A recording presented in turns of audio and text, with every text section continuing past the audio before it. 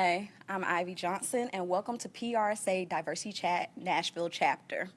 Today, we're going to talk about diversity and inclusion in the public relations industry, and our guest today is Ira Hughes. Thank you. Good to be here. Thank you for having me. Thanks for coming. So, a little bit about Ira. He started at McNeely Pickett Fox Strategic Public Communications in January 2018 as a diversity fellow and has since transitioned to a staff associate. At MP&F, he provides communications account support for various clients, including Nissan, the U.S. Department of Labor, Walmart, Assurion, and more. Ira is a native of Plainfield, Illinois, and graduated from Linwood University in December 2017 with a degree in public relations and advertising, concentration in corporate communications. While at Linwood University, Ira gained experience in media relations, advertising, and writing through various communications internships with the Hosier Group, a St. Louis-based public relations firm, People's Family of Corporations, and the city of Weldon Spring, Missouri. He was also a member of the American Advertising Federation and Ad Club STL. Ira is a proud and active member of Phi Beta Sigma Fraternity, Inc., where he served as vice president for his local collegiate chapter. So again, let's welcome Ira. Thank you. Thank you. How are you doing today? I'm good. That's good. It's just a sip of coffee. So, first question. Yes. It's rare to see African American men in public relations. I usually see them in marketing and even advertising, but not public relations. Why did you decide to pursue a career in this industry? Well, it all started, I would say, probably my junior year in college, and I had just transferred, and I was originally a marketing major, and I always knew that I wanted to do some type of communications, whether that be marketing or advertising, but I had never been exposed to public relations. And one of my professors, she actually brought an internship. It was the public relations internship for the city of Weldon Spring. And she brought that towards the class, and I applied, and I did some research on PR just to see what I was getting myself into before I applied, and I ended up getting the job and ended up learning about press releases and news statements and being able to work with the media, but also still being able to do advertising work and marketing work as well. And I fell in love with it. I ended up switching over to public relations and advertising as my major, and here I am today, and I love it. And I think one of the things that's kind of kept me going is the fact that there aren't that many African-American men in public relations. So kind of want to keep that going and pave that way for those people behind me, those young men behind me, and say, you can do that. This is a chance. This is an option. This is a field that you can go to. Okay, cool. What makes diversity and inclusion important to public relations? I think diversity and inclusion is very important in public relations. You got to think, we at MP&F, we are a firm who has a various amount of clients and with various amounts of audiences. And no one's just black, no one's just white, no one's just male, no one's just female. Everybody has a different upbringing. They're living a different social, economic, and I think it's important that we're diverse in there so we know what we're giving them and what we're bringing to them. And so I just think it's very important for us to see it, because if we're trying to write somebody's diversity mission statement and they say we're all one color or we're male-based or just primarily female-based, we're not really getting a true spectrum or a true opinion. So diversity and just getting those different backgrounds, I think that's very important. Good stuff. It reminds me of everybody's talking about how Beyonce went with Adidas instead of Reebok. Exactly. Because she saw Reebok wasn't that diverse behind the scenes. Yes. So that is very important. And that makes a difference. And people don't really understand that too much, but that makes a huge difference. And diversity and inclusion is more than just changing out ads, the people on the ads. It's so much more that goes into it. Yes. Do you see a difference in diversity and inclusion needs for agency communications teams versus the private sector?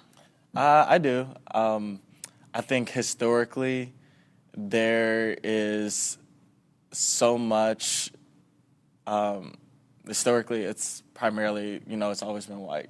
And I think that people from a private sector, they feel like, okay, we're going to put this ad with, some like multicultural employees on there, and then we'll put the diversity statement on our website. But then they'll still come back and, you'll hear about the controversy of a commercial or something that they wrote. And I think that at the agency level, we're seeing it firsthand, and we're doing our research, and we're telling them, hey, you need to be doing this, and this is how you could do this better. This is what we're doing, and I feel like we're diving into it a little bit more personable. And I think there's still a long ways to go. I was reading something that said 88% of public relations practitioners are primarily white. And so that means that the remaining 12 are multicultural.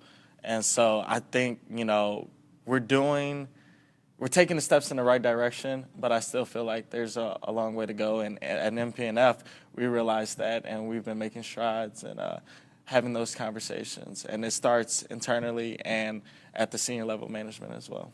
That's good. That's good. You have to have those conversations, and you have to have leadership buy-in. Exactly.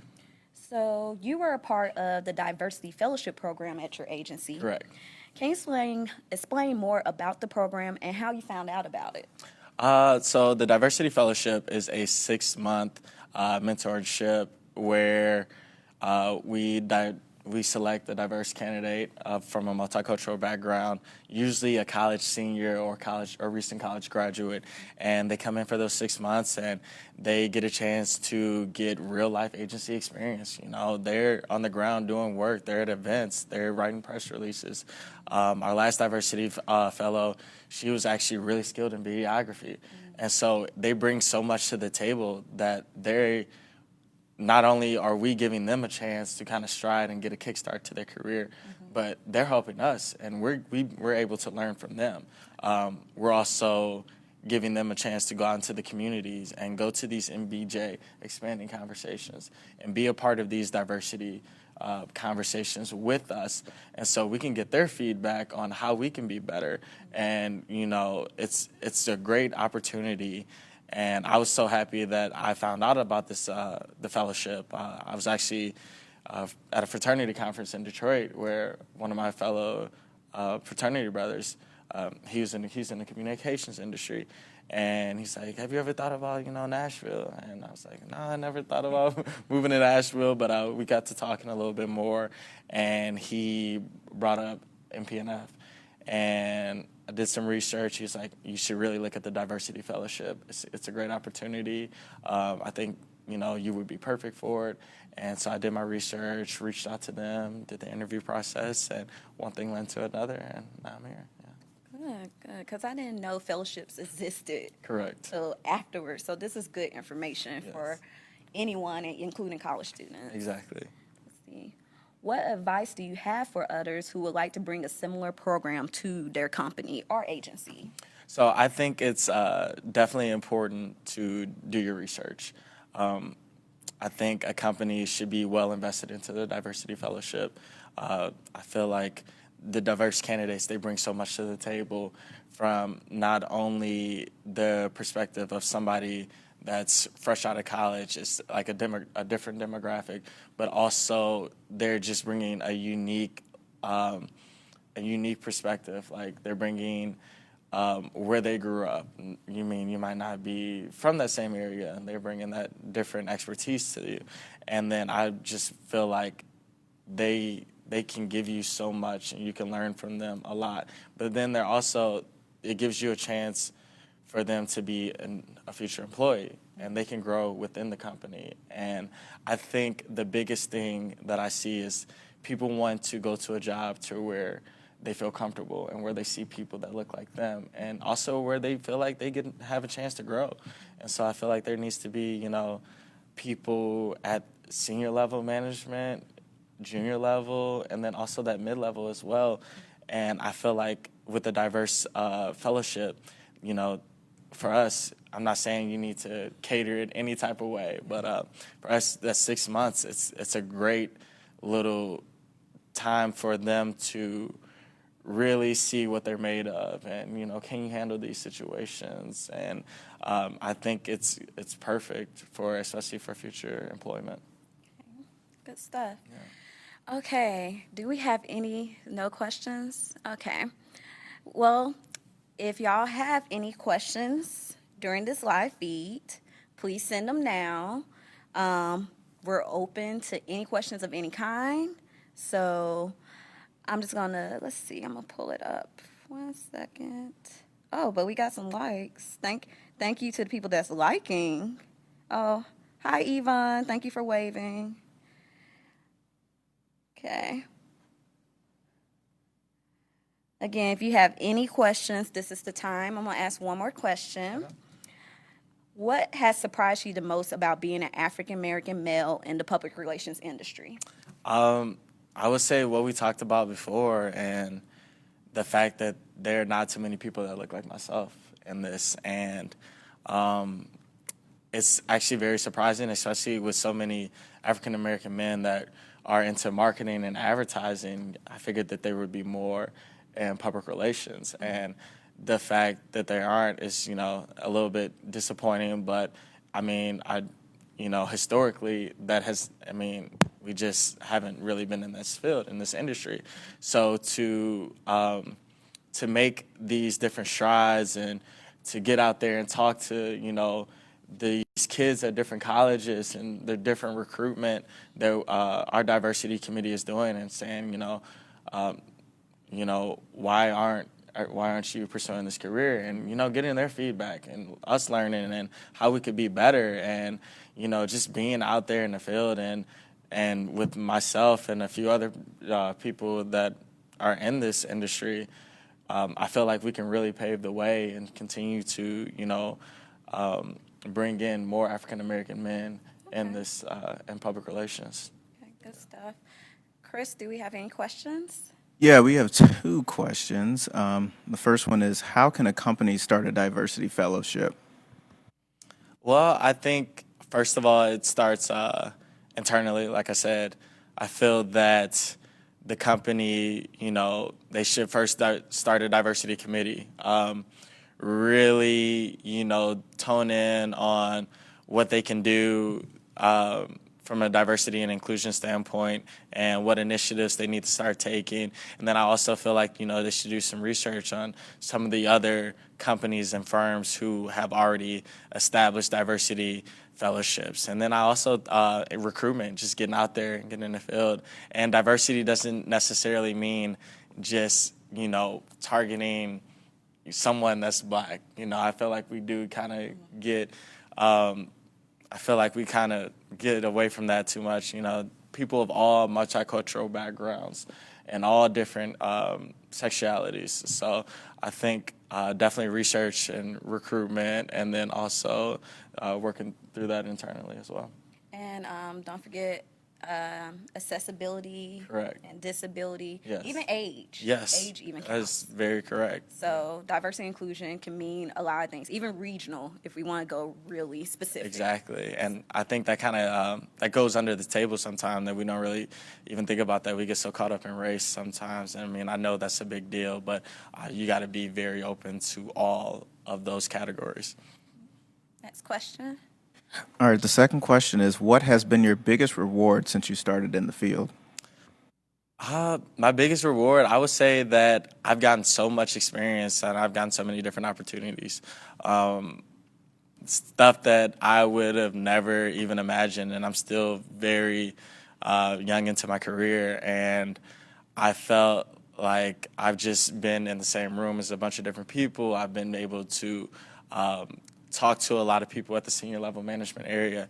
And, one of the things I really love about MP&F is that everybody's door is always open. So people who have been in this field for more than 30 years, they're always willing to talk to you. They're always willing to help you. They're always willing to introduce you to different people, and people who have strived in this field.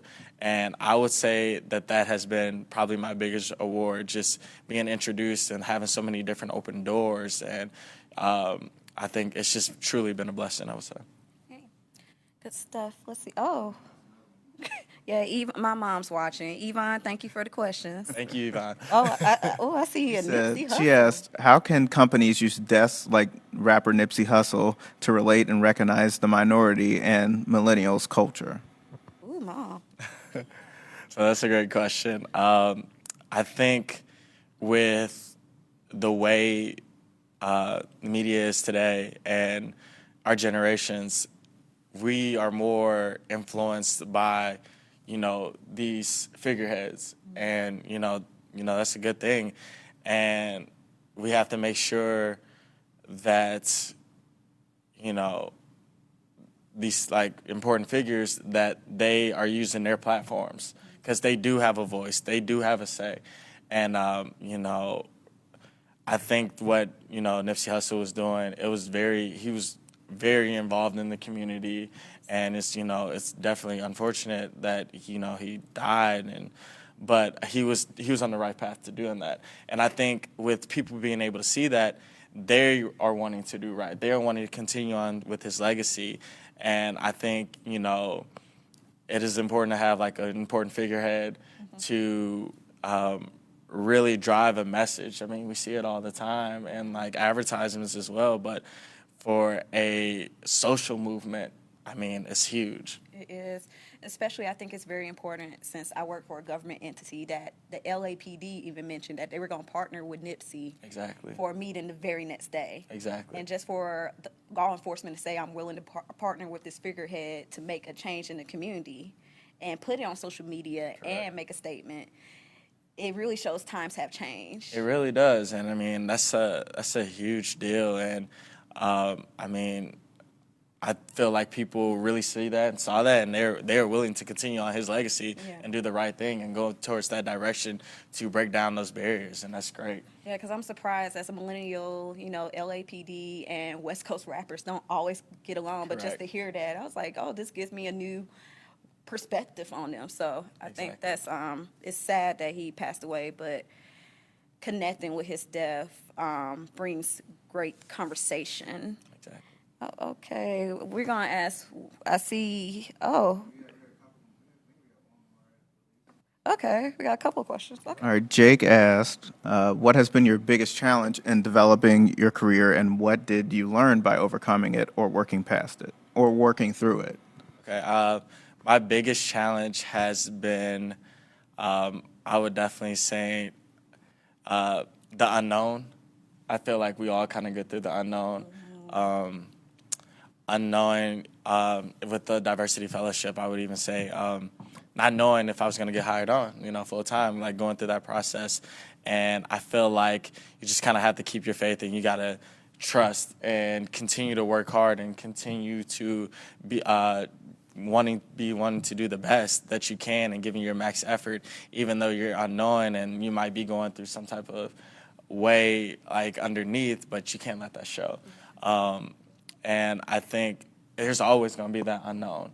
And one of the things I tell, college students and some high school students that I've talked to, it's like, yeah, it can be kind of nerve-wracking, it can be kind of scary, but keep continue to work hard, keep continue to try, keep continue to make those LinkedIn contacts, keep continue to reach out to people, because one day, that door is going to open and you are going to have that opportunity. And so it's always going to be there. It's always going to be there in our lives. But, just continue to do the things that you do, and you will be perfectly fine. Okay. Oh, keep going. Yeah, because it's... Oh. He said, do you feel as though your high school and collegiate experience, i.e. education or athletic experience, prepared you for this experience? I would definitely say so. Growing up, definitely in college athletics, it makes you tougher. I would definitely say in a sense, but just some of those different backgrounds. I grew up in a predominantly white area, and I played baseball, and as you know, in baseball, it's we're dealing with the same problem that we have in public relations. Yeah. There are not that many I mean, there are a lot of multiculturals, but they're primarily Latino. There are not that many blacks in baseball. And so growing up and being, sometimes literally the only black on the team, it kind of makes you see things in a different, through a different eye. And I think it's definitely made me, kind of realize a little bit things a little bit more. But being around all of those different backgrounds and understanding and not being so straight-headed. And I understand where you're coming from. I understand why you think this. But just being open to that and being able to talk about that and having those conversations, I think that has really put me in a great position that I am in today. And I'm not so one-minded. I'm willing to listen to you. I'm willing to have these conversations. Even if my opinion is different than yours, you have the right to have that opinion as well. And I think that has really paved the way for where I am right now. And I bet being on teams, you learn a lot about teamwork because in public relations, Exactly. it's so much teamwork.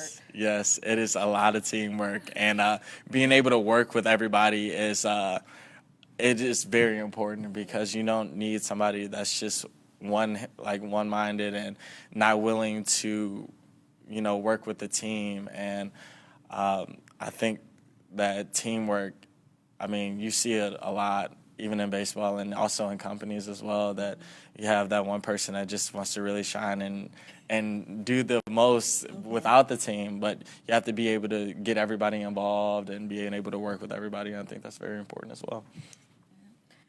Oh, I see. Okay, we got, I think, one more. Okay. Once you've had your presentation with major companies, how many have actually made the changes to diversity inclusion? I think it's, like I said before, I think that these major companies, they see it. Diversity and inclusion has been a hot topic over the past few years, and I think they are starting to make these different changes and have these different initiatives and have these different programs and, going out to the different communities and being in them and making sure that they are seen and they are known and actually realizing to show these people that, hey, we care. And this is what we're trying to do. And also the recruiting standpoint, I think you're starting to see a lot of companies starting to hire senior level management, multicultural candidates. And I think that's very important. And I think, like I said, companies are still struggling overall, but I think they're trending upward. And I think one day,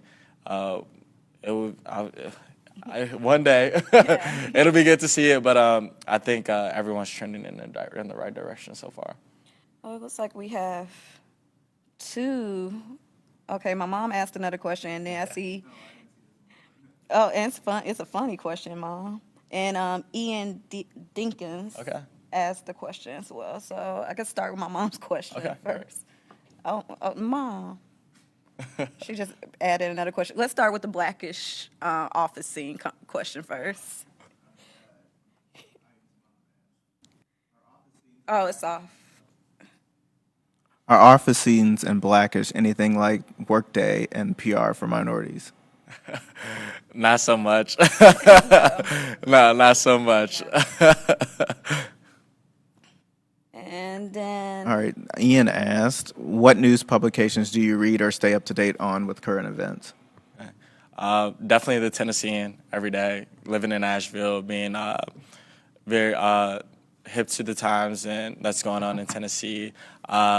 I grew up in the Chicago area, so I like to know what's going on in Chicago. So definitely the Chicago Tribune, Chicago Sun-Times, also Wall Street Journal, New York Daily News are among the top publications, and then also USA Today, just to, really stay in the times and knowing not only what's going on in Tennessee, but what's going on around the world. I think that's very important, and that's one of the bigger things that we also tell our when we go out to different colleges and people when they ask us when candidates ask us questions, how do you guys get your news sources? I mean, it's important to read those or at least be updated on that every single day.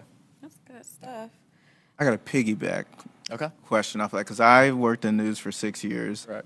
How do you find a balance? Because there's so many left-leaning news publications, right-leaning publications, and then some that are in the middle? How do you like find that balance? I think it's important to stay to watch and to read both. Honestly, you don't want to lean towards one way too much, and being in public relations, your clients expect you to know what's going on. They expect you to come to them with the different ideas that are going on in the world right now, and to bring good ideas and different initiatives that they can really strive off of as well. And so to know what's going on both sides of the spectrum and kind of, I mean, everybody is very open to their own opinion, but to know what's going on in both spectrums of the world, I think that's very important. Okay, good stuff.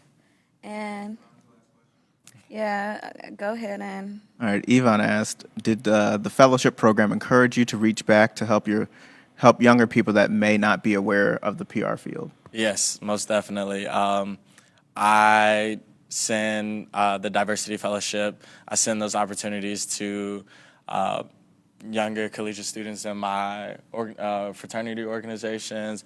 I definitely reach out to students from my college that I went to, and I tell people all the time, if you're interested in this, I'm always willing to talk to you. I'm always willing to kind of help you through and share my situation. And I think it's very important because I definitely want to see people in my situation, and I always want to see the next person behind me do a little bit better than I was, so they can make the person behind them better. And so I just kind of want to continue to see this fellowship grow and continue to see diversity within public relations continue to grow. Okay, good stuff. Okay, so I think that's the last question, and we're almost at the 12:30 time. By the way, I didn't introduce my webmaster at the Tennessee Department of Labor, Chris Brantley. He's been your question person for today, so thank you, Chris. Thank you, Chris. I just volunteered you to do this. You're welcome, guys. But thank you, everyone, for joining us today. Please visit PRSANashville.com for any future events and workshops. And also thank you, Ira, for being here. Thank you, Ivy. Thank you for having me. And I hope everyone has a great day.